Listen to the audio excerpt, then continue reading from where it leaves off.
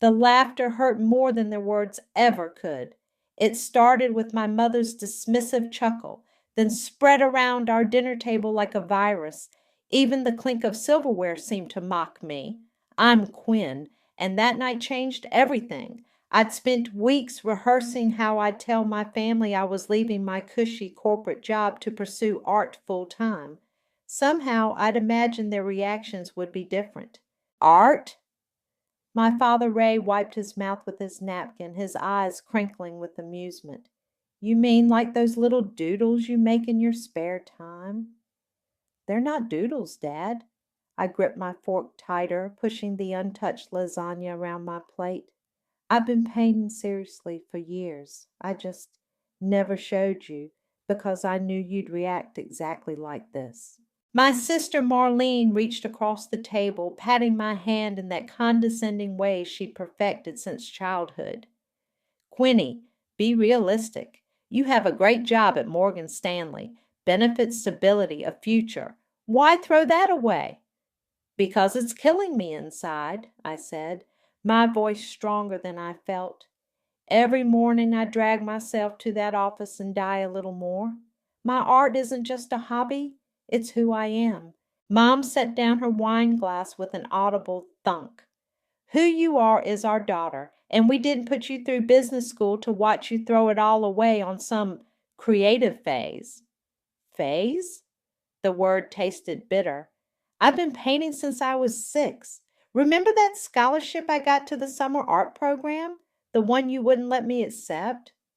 And thank goodness for that, Mom's voice rose. Look where you are now because we kept you on the right path. The right path? I stood up, my chair scraping against the hardwood floor. You mean your path. The safe, secure, soul-crushing path that makes you look good at country club brunches. Don't talk to your mother that way, Dad warned, but I was beyond caring. I sold 3 paintings last month, I announced. Without telling anyone, without any support, I put my work in a small gallery and sold 3 pieces. The silence lasted exactly 2 seconds before Marlene snorted. To who? Your friends from yoga class? To actual collectors. I pulled out my phone, hands shaking as I showed them the gallery's website with my work. Real people who saw value in my art? Mom barely glanced at the screen. Honey, anyone can sell a few paintings. That doesn't make it a career. I've already given my notice at work, I said quietly. The explosion was immediate. Dad's face turned red, Mom started crying, and Marlene launched into a lecture about responsibility and growing up. I'm not asking for your permission, I cut through their protests. I'm telling you because you're my family, and I hoped just once you might believe in me. Believe in you? Dad stood up, his napkin falling to the floor. You want us to believe in this fantasy? You're 28 years old, Quinn. It's time to stop playing artist and accept your responsibilities. My responsibility is to myself, I said, gathering my purse. To the talent I've hidden away because you made me ashamed of it. Not anymore. If you walk out that door, Mom's voice quivered, don't expect us to help when this all falls apart. I paused at the threshold, looking back at their faces, faces I loved despite everything. That's the thing, Mom. You never helped when it came to my art, so nothing's really changing, is it? The door didn't slam behind me. It clicked shut with a quiet finality that felt more powerful than any dramatic exit. In my car, I sat for a long moment, watching the lights in my parents' house blur through my tears. My phone buzzed. A text from Vivienne. How'd it go? I typed back, exactly as expected. They laughed. Her response was immediate. Their loss. Come over. I've got wine and that fancy cheese you like. Plus, I want to see your newest pieces. Starting the car, I felt something shift inside me. Their laughter echoed in my head, but instead of breaking me, it crystallized into something harder, something unbreakable. They'd laughed at my dreams for the last time. I pulled away from the curb, leaving behind more than just my family's house. I was leaving behind their expectations, their limitations, their carefully planned version of my life. The night air felt electric with possibility, and for the first time in years I could breathe freely. They'd all see, and when they did, I wouldn't be laughing. I'd be too busy succeeding. Your technique is raw, but there's something visceral here. Darnell's fingers hovered over the canvas, tracing the angry streaks of red and gold without touching them. Like you're painting with your soul instead of your hands. I stood in his gallery, surrounded by my work, 12 paintings I created in the month since leaving my corporate job. Vivian had convinced me to show them to Darnell, though I'd fought her every step of the way. You really think they're good enough? I asked, watching his face for any sign of pity or false praise. He turned to me, his expression serious. Good enough isn't the question. The question is, are you ready for what happens next? What do you mean? I mean these pieces.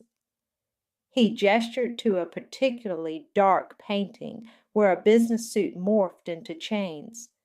They're going to make people uncomfortable. They're going to make people feel things. Are you ready for that kind of attention? Before I could answer, the gallery door chimed. Vivian burst in, her hair wild from the wind. Sorry I'm late. Did I miss the verdict? Perfect timing, Darnell smiled. I was just about to offer Quinn a spot in next month's showcase. My heart stopped. You're serious? Dead serious. 3 pieces, prominent wall space, but you'll need to create something new, something specific for the show. Vivian squealed and hugged me, but I barely felt it. I don't know what to say. Say yes, Vivian whispered. There's more, Darnell continued. I want to mentor you. Your talent is undeniable, but you need guidance, technical training, networking, the business side of art, all of it. My phone buzzed in my pocket. Probably another text from Mom or Marlene that I'd ignore. I'd been living on my savings, picking up freelance graphic design work to stretch my funds, but they were running thin. I can't afford, I started. Did I mention payment? Darnell interrupted. This isn't charity, Quinn. I'm investing in you because I believe you'll be profitable. The mentorship comes with a stipend. Vivian grabbed my arm. Quinn, breathe.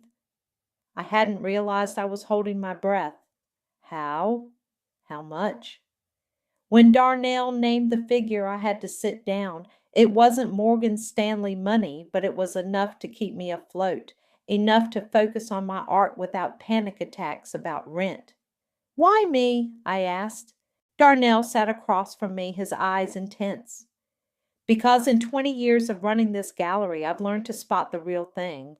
Your work has pain, yes, but also power. It's authentic, and authenticity sells. But what if I fail?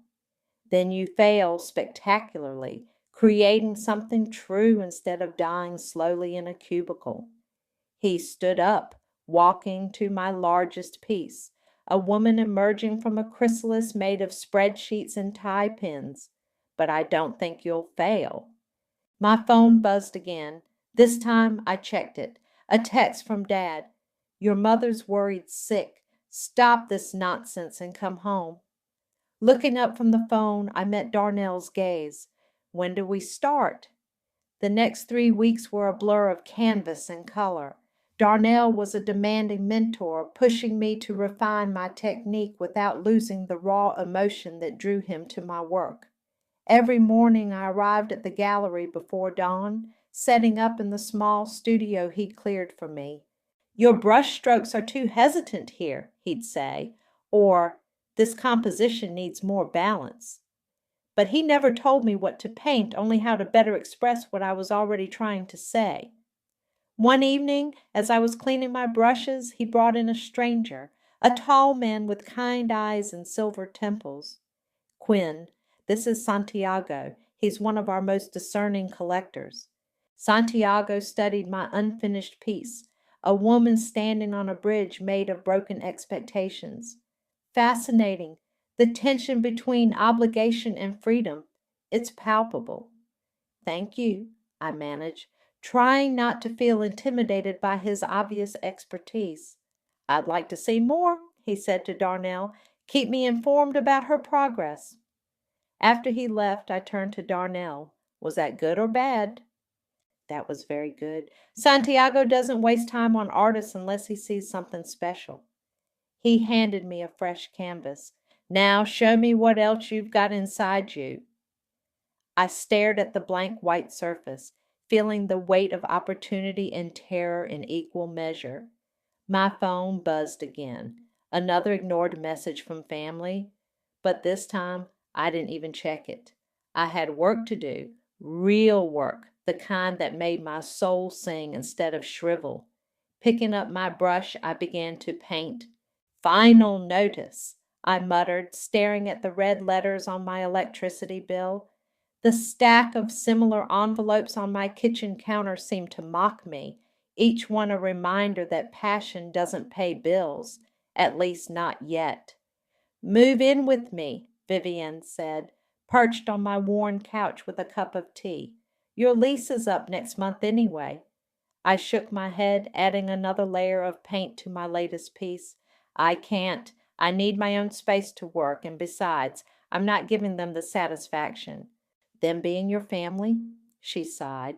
Quinn, they don't even know you're struggling. Exactly. I stepped back from the canvas, examining the swirling darkness I'd created. And they never will. My phone rang. Darnell's number. Hey, what's up? Get down to the gallery, now. His voice crackled with excitement. And wear something presentable. 40 minutes later, I stood in Darnell's office, face to face with Santiago and a woman I didn't recognize. Quinn, Santiago smiled warmly. This is Maria from the Preston Gallery. She's very interested in your work. Maria extended her hand. I've been following your progress through Darnell. Your evolution over the past few months is remarkable. My heart raced.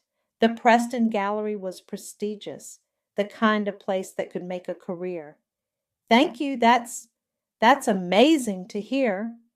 We'd like to offer you a solo exhibition, Maria said, 3 months from now. The room spun slightly. Solo? But I've never even... That's the point, she continued. Your work is fresh, uninhibited by formal training. We want to capture that before the art world polishes away your edges. Darnell leaned forward. And here's the best part.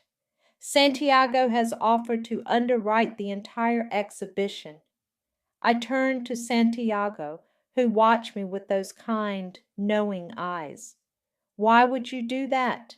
Because talent deserves nurturing, he said simply, and because your story needs to be told. After they left, I collapsed into Darnell's office chair. This is insane.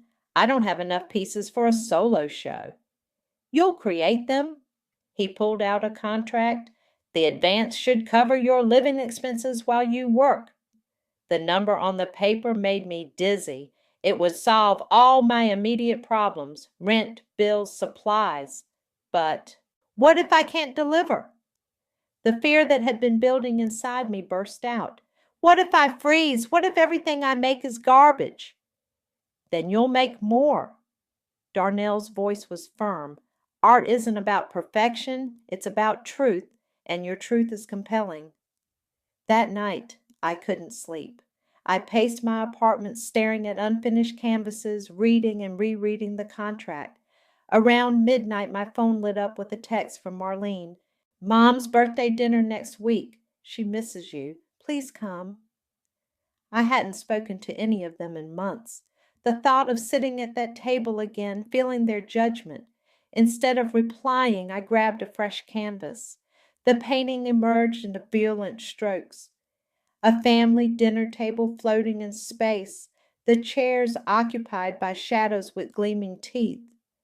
I worked until dawn, letting every suppressed emotion pour onto the canvas. When Vivian brought me coffee at 7, she found me covered in paint, surrounded by 3 new pieces. Holy shit, she whispered, taking in the raw imagery. These are intense. They're honest, I said, wiping my hands on my already stained shirt. For the first time, I'm being completely honest. Your family's going to see these, you know. The Preston Gallery show will make local news. I picked up my brush again. Good. The next few weeks became a blur of creation. I painted like a woman possessed, barely sleeping, forgetting to eat until Vivian forced food into my hands. Each piece was a chapter of my story, the suffocation of expectations, the liberation of defiance, the cost of staying true to oneself. Santiago visited regularly, watching my progress with quiet approval. Sometimes he'd tell stories about other artists he'd known, their struggles and triumphs. Something about his presence felt familiar, comforting, though I couldn't explain why. One afternoon, as I was finishing a particularly challenging piece, he asked, "Are you ready for them to see it all?" I didn't pretend not to understand who he meant. "They made me feel small," I said, adding a final stroke to the canvas. "They made me doubt everything about myself. Now they'll see exactly what that did to me and what it made me become." "Revenge through art," he mused. "Be careful. Sometimes the truth hurts both ways." I stepped back, examining my work, a phoenix rising from the ashes of a business suit, its wings made of torn spreadsheets and broken expectations. "Maybe," I said, "but at least it'll be honest pain." The local arts magazine arrived on a Tuesday. My hands trembled as I stared at my own face on the cover, surrounded by my paintings. The headline read, "Breaking Free, Quinn's Corporate Exodus Sparks Artistic Revolution." My phone rang. "Vivienne, have you seen it?" "Looking at it now," I said, flipping through the glossy pages. "Is it weird that I feel like throwing up?" "It's weird that you're not screaming with joy. Quinn, this is huge." Before I could respond, another call beeped in. "Marlene?" I declined it, but seconds later a text appeared. "Just saw the magazine at the dentist's office. Mom's having a fit. Call me." "Marlene's already reaching out," I told Vivienne. "They're probably all in panic mode." "Good," she said firmly. "Let them panic. Let them see what they almost smothered." The gallery door chimed, and Santiago walked in, carrying 2 coffee cups. He'd been showing up like this more often lately, always with coffee, always with that knowing smile. "I thought you might need this today," he said, handing me a cup. "The article is excellent." I sipped the coffee, made exactly how I liked it, though I couldn't remember telling him my preference. "How do you always seem to know what's happening in my life?" His smile turned mysterious. "Let's just say I've been watching your journey with great interest." "Why? What's so special about me?" Before he could answer, my phone exploded with notifications. The magazine had just posted the article online, and it was going viral in the local art community. "Your debut exhibition is trending," Darnell announced, bursting into the studio. "The Preston Gallery's phone is ringing off the hook. We need to capitalize on this momentum." Santiago nodded. "Perhaps it's time to tell her about the documentary." I nearly choked on my coffee. "The what?" "We've had a film crew documenting your journey," Darnell explained. "From the day you first walked into my gallery, Santiago's idea." "You've been filming me." The room felt suddenly too small. "Not intrusively," Santiago assured me. "Just capturing the creation process, the evolution of your work. Your story resonates with people, Quinn, those trapped in lives they never chose, dreams they were told to abandon." My phone buzzed again. Dad this time.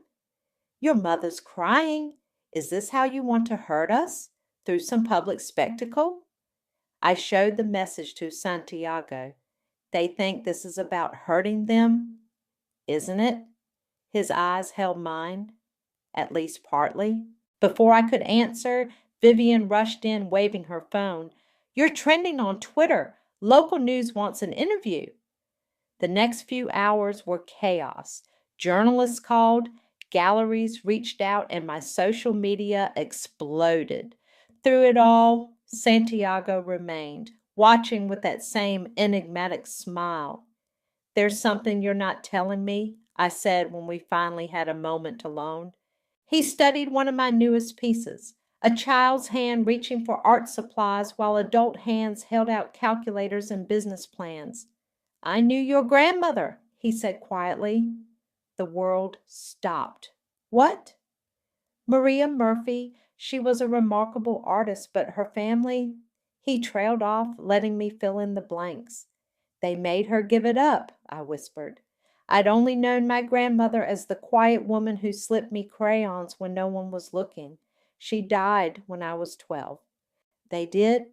Santiago's voice held old pain. "I was her gallery owner back then. I watched them break her spirit, turn her into what they thought she should be. When I saw your work—" He touched the canvas gently. "I saw her in you, the same fire, the same defiance." My phone buzzed yet again. "Mom, please, Quinn, we need to talk about this, about all of it." "They're scared," I realized. "Not of the art, but of what I'm revealing." "The truth is a powerful weapon," Santiago agreed. "Use it wisely." Darnell poked his head in. "Quinn, Channel 5 is here for that interview. Ready?" I looked at my phone, at the growing list of missed calls and messages from my family. Then at Santiago, who'd known my grandmother, who'd seen another artist's light extinguished by the same fears and expectations I'd fought against. "Yes," I said, standing straighter. "I'm ready." As I walked toward the waiting camera crew, Santiago called after me. "Quinn, your grandmother would be proud." The tears I'd been holding back all day finally spilled over, but I didn't wipe them away. They were part of my story, too, part of the truth I was finally ready to tell. Behind the camera, I saw my phone light up with another call from home. This time I let it ring. They'd have to wait, just like I waited all those years to be heard. It was my turn to speak. "The Preston Gallery invites you—" I read aloud from the elegant invitation in my hands. "God, it's really happening." "How many tickets did they allocate you?" Vivienne asked, sorting through RSVPs at my kitchen table. 50, but there's a waiting list already." I set down the invitation, picking up my brush again. The exhibition was 2 weeks away, and I still had finishing touches to add to my final piece. My phone lit up. Marlene, again. I've been dodging her calls for days, but this time she left a voicemail. "Quinn, please. Mom and Dad are beside themselves. They saw the documentary trailer. Everyone's talking about it. Just call us, please." Vivienne raised an eyebrow. "Are you going to give them tickets?" Before I could answer, there was a knock at my door. Opening it, I found myself face to face with my sister. "You look terrible," she said, pushing past me into the apartment. "Hello to you, too." I closed the door, noting her designer outfit, perfectly styled hair, everything I'd stopped caring about months ago. She surveyed my paint-splattered studio space, her eyes lingering on the canvases. "So, this is what you gave up everything for?"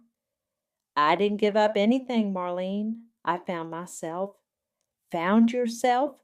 She laughed bitterly. "By humiliating our family? That documentary trailer? You made us look like monsters."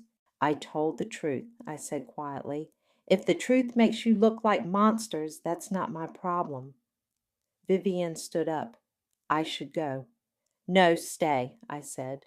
"You're more family than some people." Marlene flinched. "That's not fair. We were trying to protect you." "From what? From being happy? From being myself? From struggling? From instability? From—" She gestured at my apartment. "From living like this." I walked to my latest piece, a massive canvas showing a woman breaking free from a glass cage, her wings made of torn business cards and shattered expectations. Look at this. Really look at it. Tell me what you see. She approached reluctantly. I see pain, anger. What else? Her voice softened. Freedom, power. She turned to me, eyes glistening. Is this really how we made you feel? Like you were in a cage? Every day, I whispered. Every time you laughed at my dreams, every time you told me to be practical, every time you made me feel small for wanting something different. Mom's been crying every night, she said. The neighbors keep asking about the documentary. Dad's colleagues are talking. And that's what bothers you, isn't it? Not that you hurt me, but that people will know about it. She pulled out an envelope. Mom wanted me to give you this. She wrote it after seeing the trailer. I took the envelope but didn't open it. Let me guess. She wants tickets to the exhibition. We all do. Marlene's voice cracked. We want to understand. We want to see what you've become. What I become? I laughed. I'm who I've always been. You just never bothered to look. My phone buzzed. Darnell? The film crew is here for the final interviews. You ready? Be there in 20, I replied. Marlene watched me, something like recognition finally dawning in her eyes. You're really doing this, aren't you? This isn't just some phase. It never was. I walked to my desk and pulled out 3 exhibition tickets. Here, front row seats to the truth. Bring Mom and Dad. She took the tickets with trembling hands. Quinn, save it for the exhibition, I said, opening the door. I have work to do. After she left, Vivian hugged me. You okay? I picked up Mom's unopened letter, feeling its weight. Ask me after the exhibition. At the gallery, Santiago was waiting with the film crew. Ready for the final chapter? Almost. I pulled out Mom's letter, finally opening it. Inside, in her familiar handwriting, my dearest Quinn, I saw your grandmother's eyes in that documentary trailer. The same fire, the same passion I helped extinguish in her. I thought I was protecting you from her fate, but instead I nearly condemned you to a worse one. Living without your soul, I'm sorry. I'm so sorry. Love, Mom. Santiago read over my shoulder. Maria would be proud, not just of your art, but of your courage to live it. I folded the letter carefully. Did she ever regret giving up her art? Every day, he said softly. But today isn't about regret. It's about redemption. Yours, and maybe even theirs. The camera crew set up their equipment, ready to capture these final moments before the exhibition that would change everything. Tell us, the interviewer asked, what do you want people to take away from your story? I looked at the letter in my hands, then at the paintings that told my truth, that it's never too late to break free, and that sometimes the hardest cage to escape is the one built by those who love you. Behind the camera, Santiago smiled, and I saw my grandmother's spirit in his eyes. The Preston Gallery hummed with anticipation. Through the window, I could see the lines stretching around the block, people clutching their invitations like golden tickets. Inside, my paintings lined the walls, each one a chapter of my journey, each one a truth I'd finally found the courage to tell. 5 minutes until doors open, Maria announced, adjusting the lighting on my centerpiece, the massive self-portrait I'd titled Inheritance.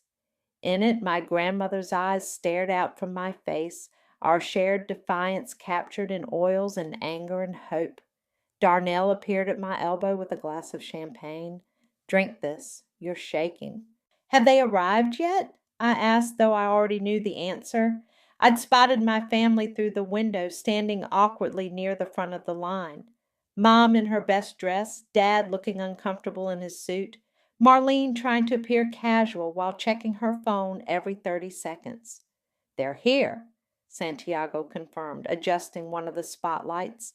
along with 3 art critics, 2 museum curators, and that reporter who's been following your story. The documentary crew moved through the space, capturing final shots before the opening.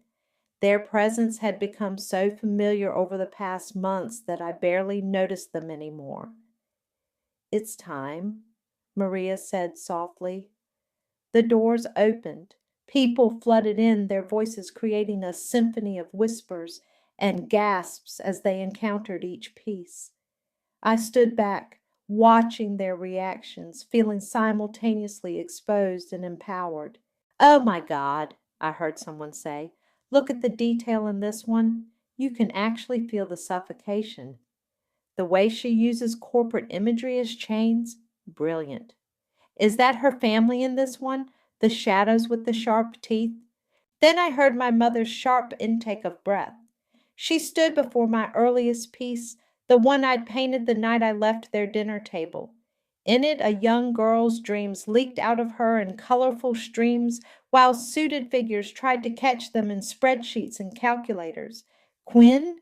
she whispered, reaching out as if to touch the canvas before catching herself. Dad moved to the next piece, his face ashen.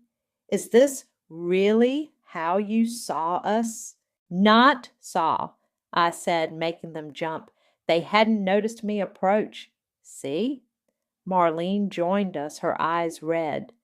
"The documentary crew is filming this," she warned. "Good," I replied. "This is part of the story, too."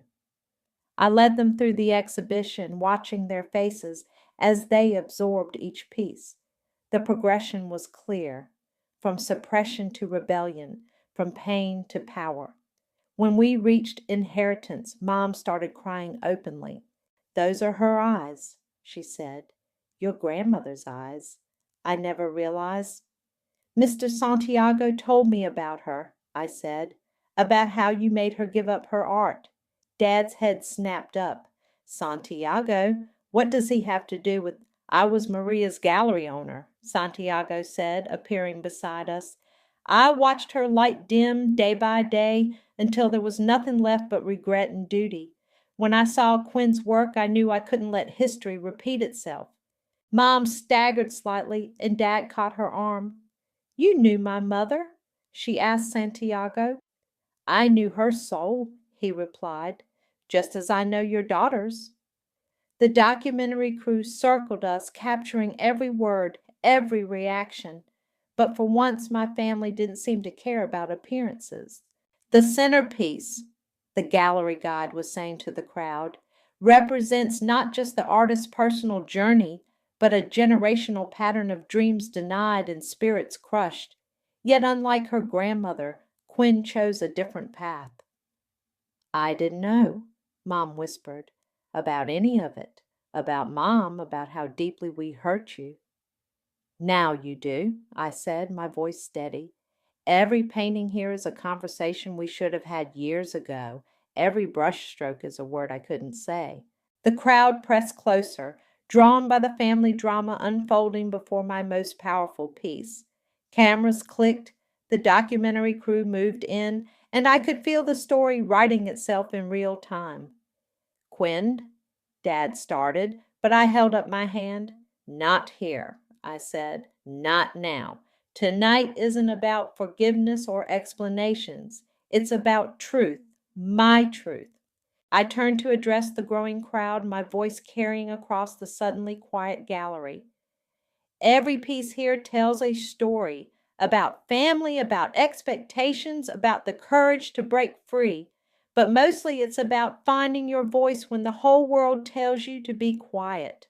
The applause started slowly, then built to a thunderous crescendo.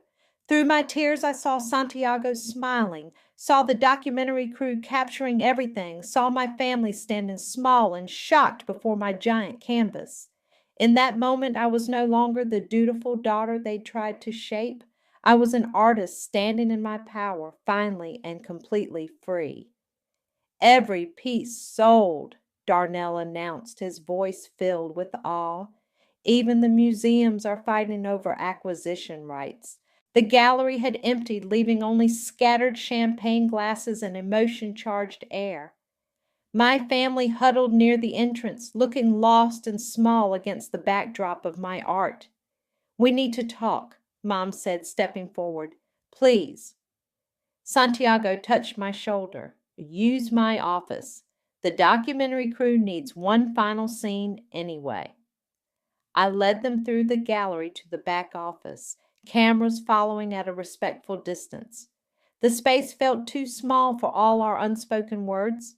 "How long?" Dad asked, his voice rough. "How long have you been holding all this inside?" I gestured to the walls beyond the office. Every painting out there is a different answer to that question. The little girl being told her art scholarship was a waste, 20 years. The teenager hiding her sketchbooks, 15 years. The woman suffocating in a corporate job, 5 years. "I found this." Mom pulled out a yellowed envelope from her purse. "In your grandmother's things. I never opened it. It was addressed to me, but I was too angry with her then." My hands shook as I took the envelope.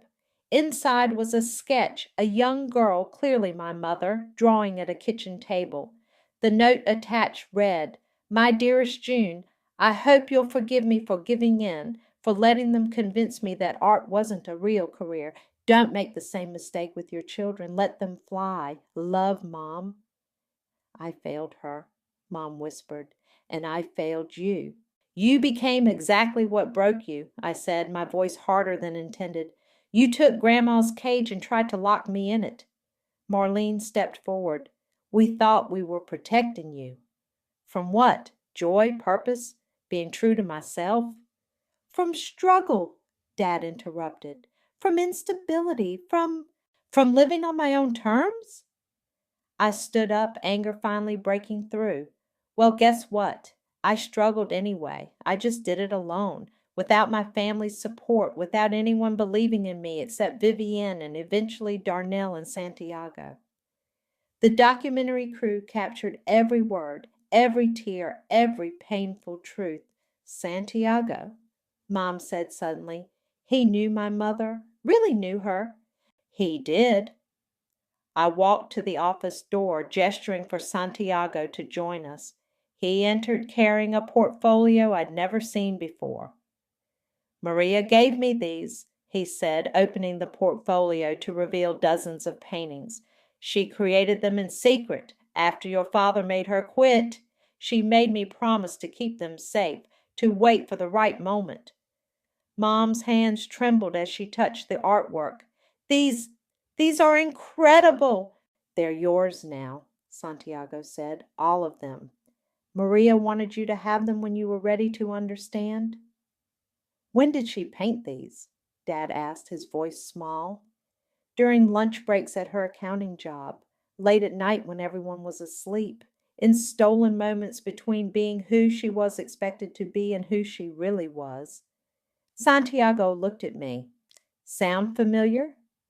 The cameras whirred softly, capturing my mother's breakdown as she clutched her mother's hidden art to her chest. "I'm so sorry," she sobbed. "Quinn, I'm so sorry." "Sorry isn't enough," I said, but my voice had lost its edge. "Things can't go back to how they were." "We don't want them to," Dad said, surprising me. We want to know you, the real you, the artist you.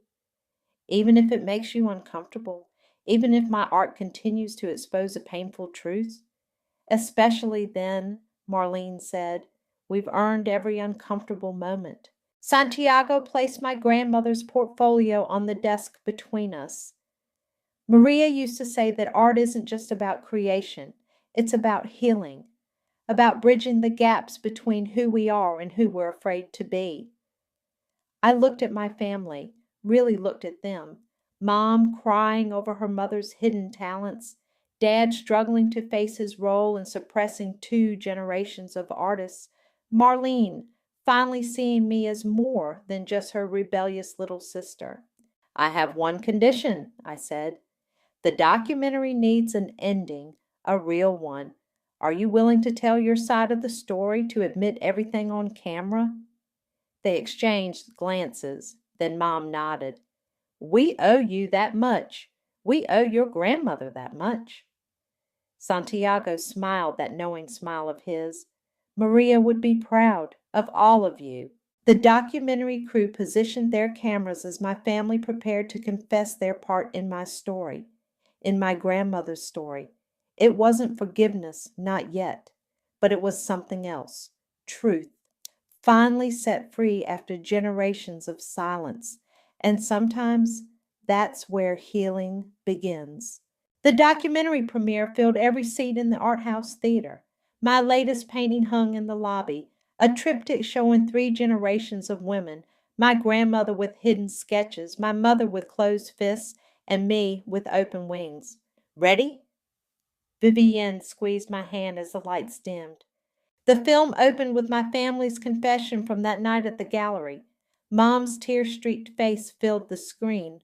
We thought we were protecting her, but we were really just perpetuating our own fears. I felt Mom shift beside me in the darkness as we watched our story unfold. The camera panned across my early works, captured the moment I quit my corporate job, documented my evolution as an artist. Santiago's interviews provided context, revealing how he'd recognized my grandmother's spirit in my work. "I couldn't save Maria," his voice narrated over footage of my exhibition, "but through Quinn, her legacy lives on." The film built to the revelation about my grandmother's secret portfolio, then ended with a powerful scene. My mother and I working side by side in my studio, her hesitant hands learning to hold a brush for the first time. When the lights came up, there wasn't a dry eye in the house. The applause was deafening. "Questions for the artist?" the moderator asked. A woman stood up. "Your mother's in the audience tonight. Has she started creating her own art?" Mom surprised everyone by answering herself. "I have," she said, her voice clear. "Quinn's been teaching me. It turns out talent doesn't skip generations. It just gets buried sometimes." "And how has your family dynamic changed?" another viewer asked. I looked at my parents, at Marlene. "We're learning to speak new languages. Art, truth, forgiveness. They're all different ways of saying, 'I see you.'" After the Q&A, we gathered in the lobby. Santiago stood before my triptych, studying it with bright eyes. "Maria would have loved this," he said. "All 3 of you connected through art instead of obligation." Dad cleared his throat. "I've been meaning to ask, that investment you made in Quinn's career, was it really about her talent or was it about making things right for Maria?" "Both," Santiago admitted. "When I saw Quinn's work, I recognized not just Maria's spirit, but a chance to break the cycle, to help another artist choose a different ending." Darnell approached with a group of gallery owners. "Quinn, they're interested in a touring exhibition. All 3 generations, your work, your mother's progress pieces, and Maria's hidden portfolio." Mom grabbed my arm. "No, I'm not ready. My art isn't—" "Perfect," I finished. "Neither was mine when I started. That's not the point." "Then what is?" she asked. "The point is being brave enough to try, to be seen, to be true." Marlene, who'd been quiet all evening, suddenly spoke up. "I found my old sketchbooks last week, from before I decided to become an accountant." We all stared at her. "What?" she shrugged. "You think you were the only one who gave up something? Maybe it's time I stopped hiding too." The documentary crew, still filming for potential bonus content, captured the moment perfectly. 3 generations of suppressed creativity finally breaking free. "So what happens now?" Dad asked, looking somewhat lost in this new reality. "Now," I said, "we create something new, together." Santiago raised his glass. "To Maria, who never stopped creating, even in secret. To Quinn, who broke free and showed us all a different way. And to everyone else brave enough to pick up a brush and face their truth." The gallery owners began discussing logistics for the touring exhibition, but I barely heard them. I was watching Mom trace the brushstrokes on my triptych with trembling fingers. seeing Marlene pull out her phone to show Vivienne her old sketches, noticing Dad actually looking at the art instead of through it. "You did this," Santiago said quietly. "Your courage changed more than just your own life." "We did this," I corrected him. "You, Vivienne, Darnell, you all believed in me when I needed it most." "And now?" he asked. I looked at my family, really looked at them. Mom learning to embrace creativity instead of fear it. Dad finally understanding that success comes in many forms. Marlene rediscovering her own buried dreams. "Now we paint new stories," I said, "and this time we do it together." The documentary crew captured one final shot. All of us standing before the triptych, 3 generations of artists, some just beginning, some rediscovered, some fully realized, but all of us finally, beautifully free. Not an ending, but a beginning. Not revenge, but redemption. Not just my truth anymore, but ours. And somewhere I knew my grandmother was smiling,